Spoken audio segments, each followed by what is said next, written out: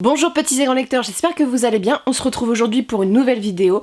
Je tenais d'abord à m'excuser pour le rythme totalement chaotique de ce mois d'octobre en termes de vidéos. Je suis extrêmement surchargée de travail. J'ai absolument pas le temps de tourner. En novembre, normalement, le rythme devrait reprendre. Et malheureusement, la vidéo qui aurait dû sortir aujourd'hui aurait dû être une autre vidéo. En ce moment, j'ai pas le temps d'accorder en fait du temps à une vidéo qui demande du travail, ce qui fait que ça sera pour Halloween prochain.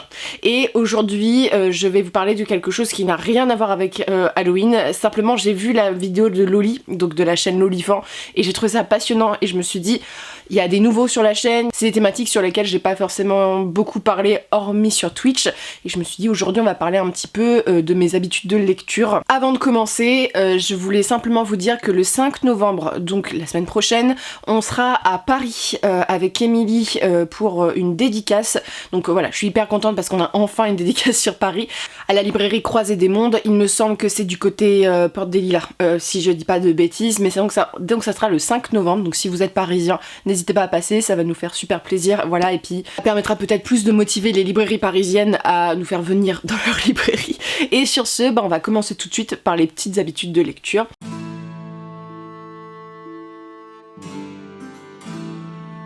Alors, cette vidéo, comme Loli l'explique parfaitement, c'est une vidéo qui a vraiment un fil narratif. Je vais partir de mon postulat de comment je choisis mes livres à un petit peu mon rythme de lecture, ou du moins le noyau de la lecture en soi, comment je lis.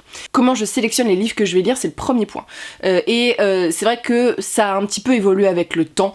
Il y a 2 ans, je dirais que je regardais YouTube et notamment Booktube en particulier. J'ai beaucoup évolué sur mon rapport à Booktube et sur ma consommation de vidéos de Booktube. Je suis une consommatrice de longue date. J'ai commencé à regarder Booktube quand j'étais en seconde, donc quand j'avais 15 ans, j'en ai 28. Et c'est vrai que pendant le confinement et notamment depuis le début de l'année, je m'en détache vachement et de ce fait, je regarde vachement moins les avis des gens et donc je suis vachement moins influencée. Ma sélection, elle est orientée via 2 canaux principaux.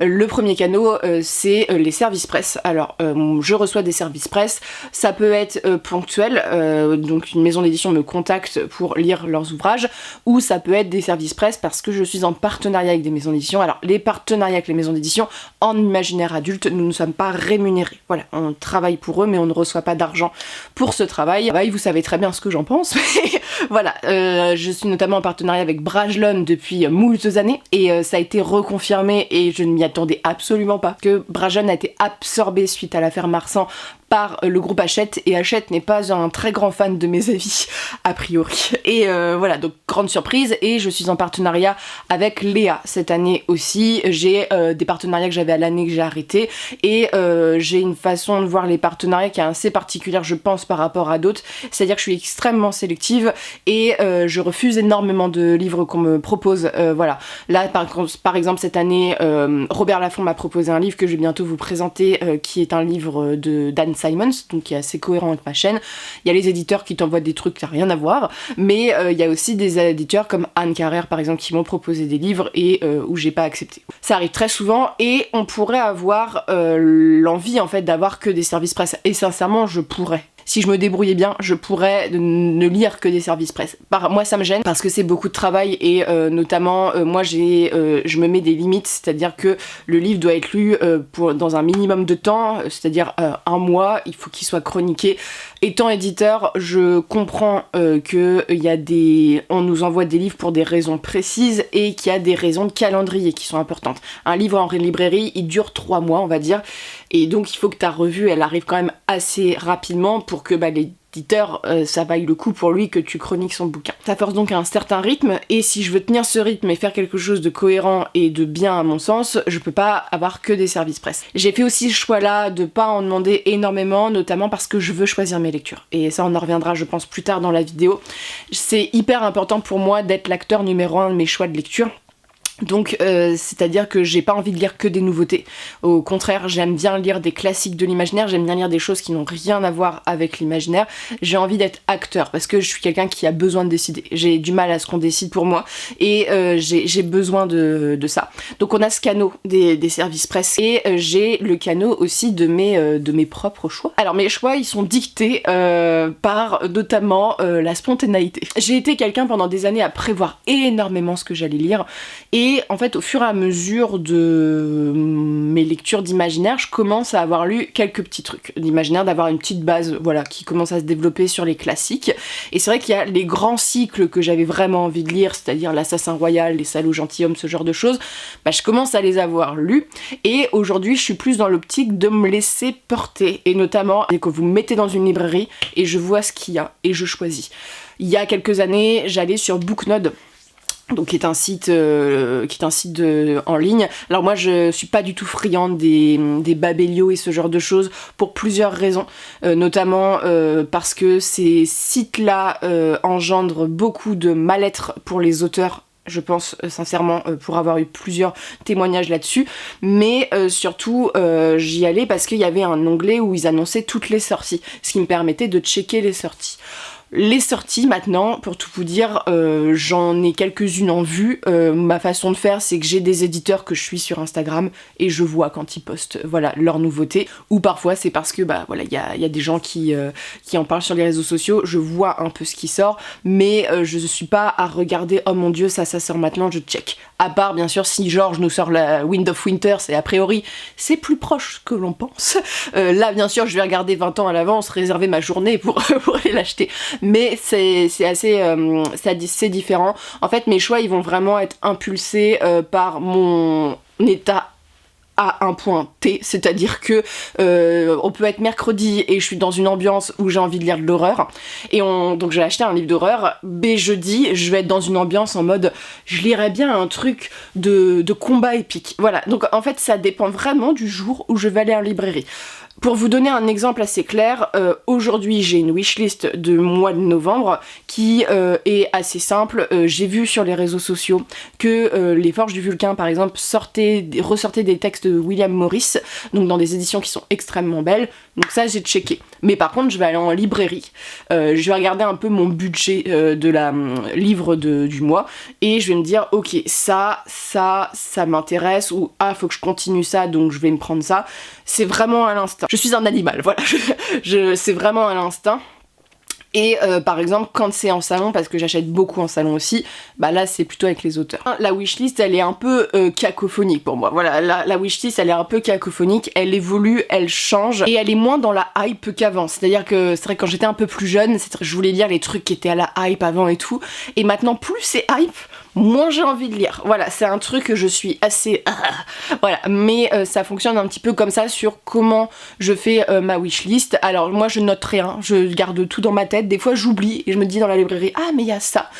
Par exemple, ça peut être aussi une wishlist qui peut être influencée par vous, sincèrement, notamment dans vos commentaires sur les vidéos ou en salon quand on en parle, vous me parlez des livres et je fais ah ouais ça a l'air super bien. Il y a toujours j'aime bien vous demander ce que vous lisez en ce moment, vos recommandations et tout ça parce que ça me donne des idées et parfois ça me sort des sentiers un petit peu battus.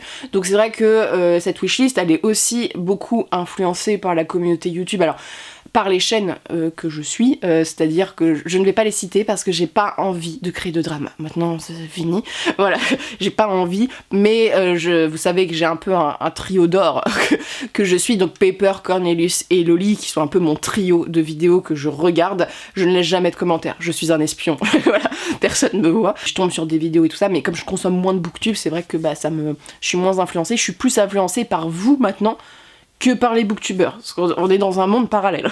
On est dans un monde parallèle, mais ça me fait super plaisir pour ça. Ensuite, c'est comment j'achète mes livres. Alors, comment j'achète mes livres, comme je vous disais, je reçois des services presse, donc ça, c'est un avantage de notre métier. Alors c'est un avantage, je vous le dis toujours, parce qu'il y a un gros fantasme derrière les services presse. C'est un avantage qui a un contre-coup quand même important, c'est-à-dire que bah, il faut que tu chroniques le livre dans un moment imparti si tu veux faire bien les choses, et surtout ça demande du temps de lecture, c'est-à-dire qu'il y a quand même une rétribution derrière et que tu ne vas rien toucher financièrement, même si tu fais vendre des livres et que par ce principe-là tu fais bosser la maison d'édition, tu ne fais pas d'argent là-dessus, à part si tu fais de la jeunesse. Là je parle en adulte parce que nous, la littérature adulte et de fantasy adulte, je pense que c'est un des domaines qui est le moins payé, on va dire, de Booktube, parce que les éditeurs soit sont petits, soit c'est un truc on est trop peu, et notre influence est trop peu sur le booktube que forcément on n'a pas assez de poids. Le budget livre est pris en charge par les 3 normes. Voilà, j'ai une entreprise, comme toute entreprise, on a le droit de faire ça, passer en frais.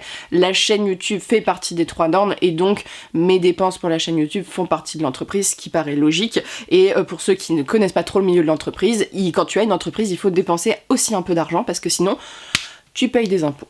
Voilà.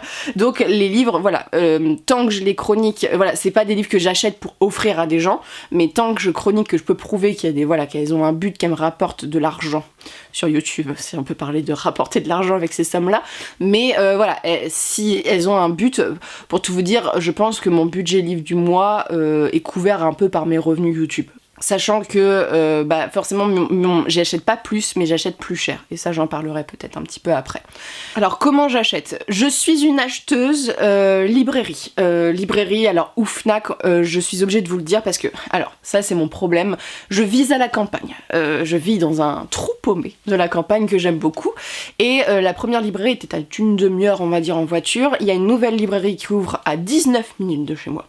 Très très bonne nouvelle, simplement à ce que j'ai lu, je pense que ça va être une librairie donc généraliste, parce qu'on est dans un endroit où on fait pas de librairie d'imaginaire spécialisée, et surtout il y a beaucoup de jeux pour enfants, donc je pense que c'est plus une librairie où je vais devoir commander. Sauf que moi je suis pas très dans la commande, quand je vous dis, moi je suis impulsive, moi j'ai besoin d'aller dans un endroit, je prends, j'achète, c'est bon. C'est tout moi. Et donc là je vais la tester bientôt, voir si ça me plaît tout ça, mais à Rouen, le problème qui se pose, et j'ai beau faire des efforts, je fais des efforts les gars, j'essaye d'aller en librairie indépendante, le problème c'est qu'à Rouen on a l'Armitière. L'Armitière c'est la grosse librairie indépendante, les libraires ne sont absolument pas sympas, j'y vais depuis des années, sont assez détestables, pas très servis avec le client, du moins moi à chaque fois j'ai pas forcément une très bonne relation libraire avec eux, et le rayon d'imaginaire est absolument voilà. Et donc je vais à la Fnac parce que c'est la Fnac où il y a le plus de choix d'imaginaire. Alors vous allez me dire qu'il y a une nouvelle librairie d'imaginaire qui a ouvert à Rouen, et c'est super chouette, le principe et tout ça. Le problème c'est que je trouve absolument pas chaussures à mes pieds dans la librairie, c'est à dire que je me suis déjà forcée à acheter dans la librairie pour soutenir, mais je ne trouve rien à mon goût, donc c'est un peu chiant pour une librairie d'imaginaire, ce qui fait que ça me freine. Mais par contre quand je vais en salon, et ça m'est déjà arrivé, je vais à Légendarium par exemple à Arras, où là je m'achète pas mal de livres d'imaginaire parce que Légendarium est spécialisé dans l'imaginaire. Alors pour moi c'est la caverne d'Ali Baba, je me retiens plus, je suis en mode je prends ça, et après j'ai une pile, je fais non en fait je vais prendre ça et ça. On va se calmer. Mais souvent quand j'achète en librairie, j'ai parfois des folies d'achat, souvent c'est quand je vais pas bien, et quand je suis stressée, ce qui fait que en ce moment c'est un peu le cas, et donc souvent je prends pas mal de livres, je fais des tas, voilà, et après je me dis ok, je vais choisir ça me plaît pas en fait, et je remets, voilà, ça me permet de faire des sélections et ça me permet de pas trop dépenser. J'achète en librairie indépendante quand il y en a une qui a des ouvrages qui m'intéressent, et surtout quand je peux me rendre en librairie indépendante, parce que pour tout vous dire, quand t'as pas une librairie à proximité de chez toi, ça me fait chier de faire une demi-heure de route pour aller à une librairie où il y aura pas forcément ce que je veux, que faire. Allez, je suis à 45 minutes de Rouen, on va dire, en voiture, où là, je peux trouver un petit peu plus. Donc voilà, c'est un peu chiant, c'est quelque chose que j'essaye de changer et que je vais changer. C'est un peu dans mes motivations de 2023. En même temps, j'achète beaucoup en librairie, hein. Quand je dis ça, je dis en fait, j'achète plus tellement à la Fnac, pour tout vous dire. Entre les salons et tout ça, mes achats Fnac sont quand même très réduits. Mais je fais l'effort, même si parfois je trouve pas chaussures à mon pied, je fais l'effort. Donc j'achète comme ça à l'impulsion, parfois en ne respectant pas ma wishlist, et ça a été totalement le cas avec Akira, où je me suis dit Ça fait longtemps que t'as lu du manga, Akira, faudra peut-être que tu commences. J'ai pris, en fait, je continue parce que j'aime beaucoup, parce que j'étais dans une librairie indépendante où il y avait très peu de choix. Et je me suis dit, ok, bah je vais prendre ça parce qu'il y a ça. Parce que je suis le genre de personne qui se dit, si c'est sous mon nez, c'est que je devrais peut-être le lire, et si ça c'est pas là, c'est que c'est peut-être pas le moment de le lire. J'ai totalement arrêté les achats sur internet, je pense. J'ai été une plutôt grosse consommatrice d'achats sur internet quand j'étais plus jeune. Alors, pas sur Amazon, contre toute attente. En fait, je réfléchissais, parce qu'on en a discuté en salon la dernière fois. Voilà, j'ai pas été une consommatrice d'Amazon et je ne le serai jamais. À l'époque, j'ai acheté beaucoup sur internet, et notamment, moi, internet, c'était l'occasion. Et c'est pour ça qu'on va parler un petit peu d'occasion, parce que je sais que tout le monde n'a pas le même budget et que je suis une ancienne consommatrice d'occasion, et je vais vous expliquer pourquoi je ne le suis un petit peu moins. J'ai acheté beaucoup sur Gilbert Joseph, notamment. Alors, Gilbert Joseph, ce qui vaut le coup, alors c'est le tips, vous attendez les soldes, voilà, il y a des soldes, et Gilbert Joseph, donc sur l'occasion, fait des soldes. Donc parfois tu te retrouves avec des livres de... Moi j'ai acheté des livres des moutons électriques à 3-4 euros à l'époque. Donc voilà, on peut faire quand même des très très belles affaires. Sinon j'allais en librairie d'occasion, c'est ce que je faisais beaucoup. Ce que je ne fais plus pour deux raisons, c'est-à-dire qu'avant j'habitais un peu sur Paris, donc j'allais beaucoup à Gilbert Joseph, voilà, quartier latin, beaucoup de choix, libraire sympa, vraiment beaucoup de choix en imaginaire, donc c'était très chouette. Il y avait quand même des choses qui valaient le coup. Et j'allais à côté de chez mes parents, où il y a une très célèbre librairie d'occasion, un peu perdue dans la campagne. Le problème, c'est qu'ils ont vachement augmenté leur prix. À la grande époque, ça valait vachement le coup, et ça le vaut beaucoup moins, et surtout, ils ont une technique commerciale qui me... Alors, c'est mes valeurs, c'est chiant parce que plus je vieillis, plus je me fixe des trucs en disant ça, non, c'est plus possible. Mais en fait, c'est un principe où tu vends tes livres, voilà, et puis ils les revendent. Sauf que j'ai pas mal de gens, de connaissances qui ont été vendre leurs bouquins, et en fait, ils arnaquent les gens. Et ça, j'ai un peu du mal avec le fait d'acheter des livres à 30 centimes pour les revendre 15 balles. Voilà, ça c'est un truc que j'ai un peu de mal. Voilà, j'ai beaucoup acheté en occasion parce que j'étais étudiante, et que ça m'arrive encore d'acheter en occasion quand je me balade en librairie d'occasion. Je ne le fais plus pour deux raisons essentielles. C'est un choix de ma part d'acheter moins, parce que quand j'achetais en librairie d'occasion, j'avais des compulsions d'achat, les gars. Je me retrouvais avec des palles, je me suis déjà retrouvée avec une palle qui avait plus de 200 bouquins. Moi, ça me convient pas du tout. Je sais qu'il y a des gens qui vivent bien ça, moi ça me convient pas du tout. Je ne le fais plus. La première raison, c'est depuis que j'ai fait des études d'édition, en fait, on connaît un petit peu le système éditorial, et en fait, quand t'achètes en librairie d'occasion, il y a que nenni pour l'auteur, il y a que nenni pour l'éditeur. Donc les gens qui ont travaillé sur le livre ne reçoivent absolument aucun argent. Voilà, il y a le premier acte d'achat, mais il n'y a pas de suivi de revente et tout. Ce qui fait que tu ne donnes pas d'argent aux gens qui ont travaillé sur ce produit. Donc ce qui me gêne un peu, parce que je vois ce que c'est le travail derrière un livre, je vois ce que c'est le problème des auteurs, hein. C'est-à-dire qu'en France, on est dans un système éditorial où les auteurs ne peuvent quasiment pas vivre de leur plume, ce qui n'est pas forcément le choix de l'éditeur, ce qui est notamment lié au système du livre, et notamment à d'autres facteurs qui prennent beaucoup plus de part du livre. Comme je vous l'expliquais, hein, l'éditeur en général c'est une vingtaine de pourcents je crois sur le bouquin, il me semble, et voilà, les autres acteurs, il y a des acteurs qui prennent 40% et tout ça, ce qui fait qu'à moins qu'on vende des livres extrêmement chers, le système éditorial fait que c'est pas possible. Et donc voilà, pour lutter un peu contre la précarité, j'essaye de soutenir les ventes des livres, et notamment les ventes des auteurs que j'aime, parce que plus ils vendent de livres, plus potentiellement ils vont pouvoir éditer d'autres choses, et ça va soutenir la maison d'édition. C'est sûr que par exemple les éditions indépendantes de l'imaginaire, je pense que je n'achèterai plus jamais en occasion. Je l'ai fait quand j'étais un peu plus jeune parce que j'ai envie de soutenir. Voilà, je sais des maisons d'édition qui, c'est pas Hachette, c'est pas Brajeune, c'est pas ces gros groupes-là. Mais après, je peux très bien comprendre qu'il y a une question financière. Alors comme je dis, moi j'achète moins, voilà, par rapport à avant. Mais à mon sens, j'ai l'impression d'acheter mieux, quoi. C'est simplement, c'est mon opinion à moi, mais je parle de quelqu'un quand même qui a consommé de l'occasion pendant presque 15 ans de sa vie. Donc je vois un petit peu le système voilà, de l'occasion. Et l'occasion, je n'achète plus, voilà, comme je vous dis, parce que là où j'allais, il y avait, je trouve, une arnaque vis-à-vis du client. Et qu'en occasion, alors moi ça me dérange pas que le livre soit un petit peu abîmé et tout, c'est au niveau de l'hygiène. Alors moi je suis un peu chiante au niveau de l'hygiène, c'est pour ça que je lis pas en bibliothèque, parce que j'ai eu des expériences un peu plus jeunes avec des livres de bibliothèque dans un état dégueulasse, du genre ça m'a révulsé. Et c'est vrai que l'occasion, il y a des moments, moi c'est au niveau de l'odeur. Alors vous allez vous dire, c'est bizarre. En fait, je me suis rendu compte que depuis que j'achète moi en occasion, ma bibliothèque pue un peu moins. C'est horrible à dire. Mais mes livres sentent un peu meilleurs et c'est vrai que l'odeur d'une bibliothèque, quand tu travailles, moi je travaille dedans et tout, à un moment ça peut peser. Et c'est vrai qu'il y a des livres d'occasion, moi, que je n'ai pas gardés parce qu'en fait ils sentaient trop fort. C'était un peu dégueu. Donc il y a le côté hygiénique. Après, en occasion, ça dépend ce que tu achètes. Hein. Moi, à une époque, j'achetais quand même des choses qui avaient quand même du vécu.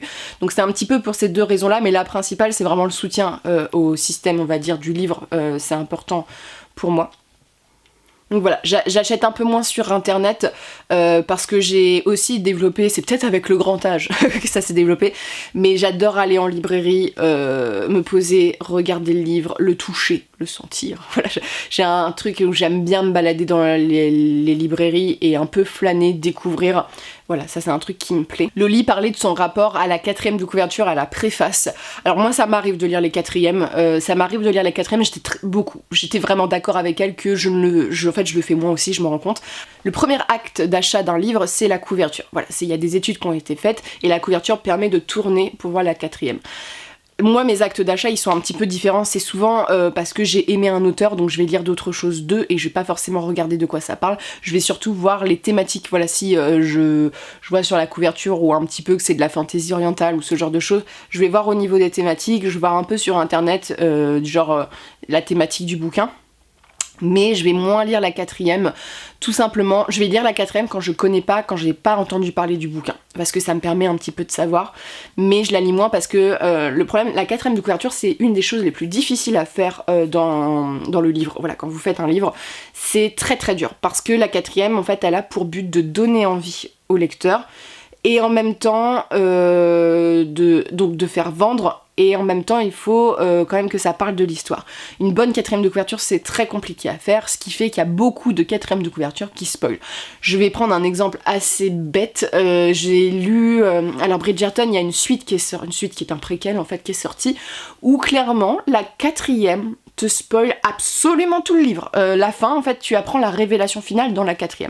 Donc, depuis ça, je lis un petit peu moins. Et même quand je reçois les SP, donc vous savez, les services presse, on a des catalogues pour choisir un petit peu avec les 4e et tout. Si c'est Marc Lawrence, par exemple, je vais regarder la première ou la 2e ligne, je fais OK. Mais je vais pas forcément tout lire. Donc, c'est vrai que la 4e de couverture, je les lis moins.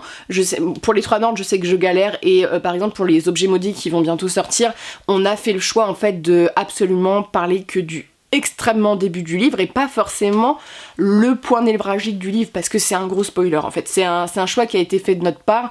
On préférait peut-être donner moins envie de lire le livre plutôt que de spoiler le bouquin. Moi c'était plutôt mon avis sur la question, mais c'est vrai que je lis un peu moins les 4e de couverture. Souvent en fait je vais y aller alors c'est horrible à dire, à la réputation si j'en ai entendu du bien. Par exemple Dan Simmons, c'est un grand auteur d'imaginaire, donc j'ai essayé, j'ai pris le premier qui m'est tombé sous la main, tu vois. Donc c'est un petit peu ça. Pour les préfaces, alors les préfaces, tout dépend. En fait, les préfaces, souvent je les lis après les livres. Alors on dit toujours pré. Alors les préfaces, c'est ce qui ne fait partie, ce qui est en dehors du texte. Hein. C'est pas toutes les introductions, les épilogues. C'est vraiment souvent des chercheurs, des gens qui ont travaillé sur le livre, qui vont vous faire un petit, soit une préface thématique. Donc c'est-à-dire par exemple sur la Pléiade, on va avoir une préface sur les vampires. Voilà, sur leur mythe et tout ça, soit avoir une préface d'un ami, voilà, de ce qu'il en pense, ou une préface qui est un peu analytique. Et en fait, j'ai arrêté de lire les préfaces parce que les préfaces spoilent, et je trouve ça un petit peu dommage. C'est souvent plus intéressant de lire la préface après, parce que de toute façon, la préface, tu ne comprends rien. Tu es en mode, ok, j'ai rien compris. Pour tout vous dire, j'ai commencé à lire Crime et Châtiment, que j'ai mis en pause parce que je suis pas du tout disposée à lire un livre comme ça en ce moment, mais Crime et Châtiment, le début de la préface, j'ai arrêté parce que je me suis dit, ils vont me raconter toute l'histoire, mais le bouquin fait 1000 pages, donc il faudrait peut-être quand même que j'ai envie d'avoir des surprises. Donc voilà, c'est le fait que je lis un petit peu moins les préfaces et tout ça, même si je les lis toujours après. C'est-à-dire que moi j'aime beaucoup tout le travail, on va dire, autour des bouquins. J'aime bien savoir ce que les gens ont pensé. Et la dernière préface que j'ai lue, c'est par exemple la préface de Vorse, c'est ça, chez Pocket, qui doit être par terre. Et en fait, c'est Alan Moore qui a fait la préface qui hype énormément le livre, et moi, j'ai pas vraiment aimé le bouquin. Donc voilà, ça m'a donné une envie de lire le bouquin et de me dire, oh, ça a l'air génial, et en fait, j'ai pas trouvé ça ouf. Ensuite, on va parler de la palle. Alors le grand sujet de la palle, alors la pile à lire, ce sont donc les livres que tu mets en attente, voilà, que tu n'as pas encore lus. J'ai beaucoup changé sur la palle. Je suis une femme nouvelle, voilà. J'ai été le genre de personne à avoir 200 livres dans ma palle. Alors, c'était fait aussi de mon métier, c'est-à-dire que quand je bossais pour des grosses maisons d'édition, on avait beaucoup de livres gratuits ou beaucoup de livres où on pouvait se servir. Il y avait des bacs à pilons, c'est-à-dire que les livres qui allaient être jetés, moi je les adoptais, je pouvais pas les laisser tout seuls. Mais avec le déménagement, parce que pour tout vous dire, pour déménager tout ça, il a fallu des bras. Et déjà de toute manière, il y a beaucoup de livres qui sont pas venus ici, qui sont dans des cartons qu'il faudrait qu'un jour que je revende. Mais c'est vrai que ma palle a beaucoup descendu. Il y a la partie de la palle chaotique. La palle chaotique, c'est j'ai acheté en occasion il y a fort longtemps des tomes disparates de séries. Notamment c'est le cas avec Anne Rice où j'ai le tome 8 et 9. Voilà, d'autres séries, mais j'ai pas la série principale. Donc là ils attendent. Terry Goodkind, voilà, c'est pour ça que je continue pas dans Terry, c'est que je ne planche jamais à acheter. Voilà, et par exemple Terry Goodkind, ça me fait énormément chier d'acheter en neuf, donc je n'achèterai pas en neuf, je reviens sur mes propos, parce que je ne soutiens pas l'auteur. Voilà, donc même s'il est mort, je ne soutiens pas forcément son œuvre, donc je vais acheter en occasion. Mais revenons à nos chers moutons. Ma petite palle chaotique, elle est là depuis un moment, puis elle traîne depuis un moment, puis il y a des moments je la regarde, je fais... Toi tu dégages. Voilà, ou en mode, bon, il faudra peut-être que j'achète les tomes manquants parce que là ça prend un peu la poussière. Et sinon j'ai ma petite palle, hein. On part sur quand même une palle d'une dizaine de livres. Alors cette petite palle, elle est tout simplement le résultat de mon travail en amont, comme je vous disais, des SP. Je demande assez peu de SP, et ce qui fait que je me retrouve pas avec énormément de livres sur les bras. Et ça c'est un choix parce que j'avais pas envie d'être submergée. Et j'achète au compte-gouttes et j'achète plus de livres où je me dis je vais vraiment les lire après. Vu que je suis moins influencée par les réseaux sociaux, quand je choisis maintenant, c'est un choix qui est un peu plus réfléchi.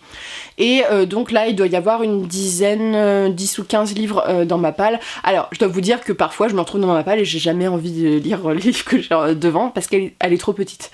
Voilà, je suis en mode, bon, voilà, j'ai pas trop le choix, moi j'aime bien avoir beaucoup de choix, mais en même temps ça me force à lire des choses et me dire en fait t'as raison de le lire parce qu'il est bien ce livre, si tu l'as choisi c'est qu'il était quand même intéressant, et j'ai pas beaucoup de place, et donc les palles de 200 bouquins, moi je peux pas stocker 200 bouquins comme ça qui ne sont pas lus. J'ai pas non plus un budget livre énorme, voilà, donc ce qui fait que forcément comme je lis, j'ai un rythme de lecture qu'on pourrait dire de soutenu, ma palle a grossi jamais vraiment beaucoup. J'achète, on va dire, ce que je peux lire. Intuitivement, j'ai pris ce pli-ci.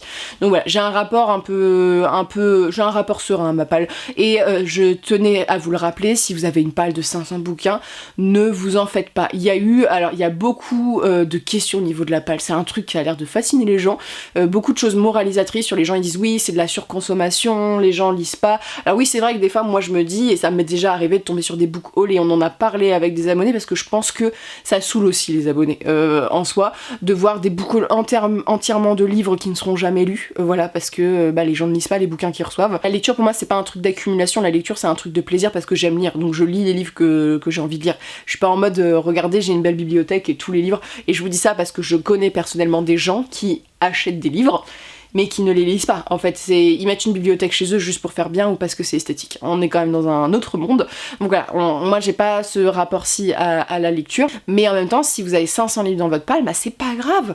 Un jour, vous aurez peut-être envie de faire du tri, et si vous avez pas envie de faire du tri, c'est pas grave, choisissez, voilà, vous avez soutenu l'industrie du livre.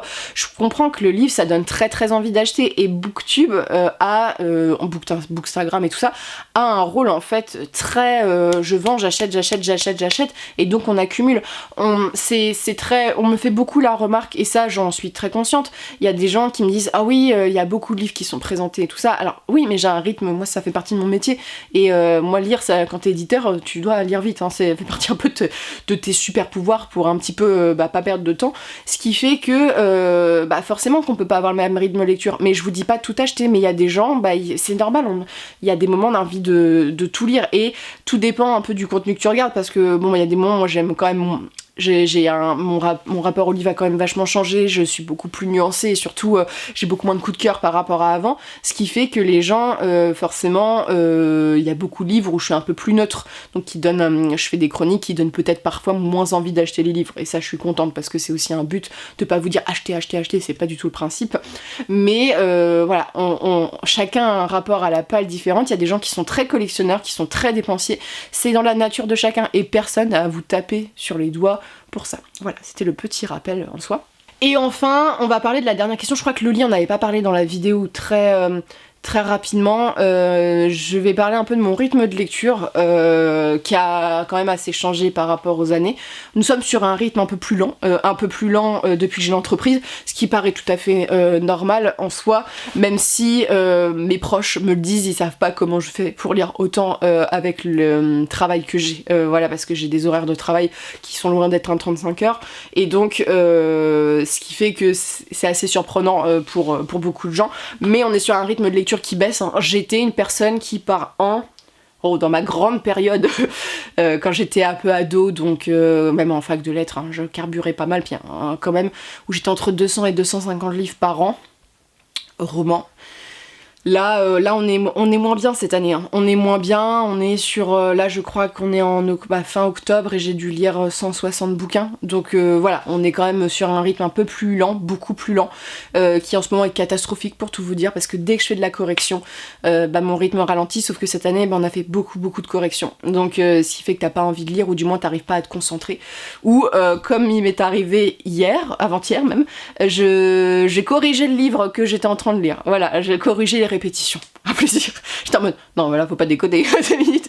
Donc voilà, j'ai pris moins de plaisir à lire, mais c'est vrai que j'ai un rythme qui est un petit peu descendu, alors qui est quand même beaucoup pour beaucoup de gens, qui doit pas être du tout dans la compétition. On a un rythme tous très différent. Moi sincèrement je pense que j'ai développé de la lecture rapide sans m'en rendre compte. Je sais que je lis très rapidement, voilà, c'est comme ça, c'est arrivé ainsi, touché par le Saint-Esprit du livre, je ne sais pas, mais c'est arrivé ainsi, et il n'y a pas de question à se poser sur son rythme de lecture. Tu ouvres un livre ou un magazine, un truc comme ça, c'est déjà très positif, voilà, de lire. Lire, c'est une activité qui est très bonne pour la santé. Voilà, mon rythme a baissé, je peux vous dire que je l'ai assez mal vécu, pas parce que j'en tire une particulière fierté, hein, parce que c'est pas si cool que ça de lire, hein. J'ai pas envie de voir mes potes en me disant ouais, j'ai lu 200 livres cette année, ils en ont rien à foutre. Voilà, ils en ont rien à foutre, au contraire ils vont se dire oula, la vieille folle avec son chat a lu 200 livres.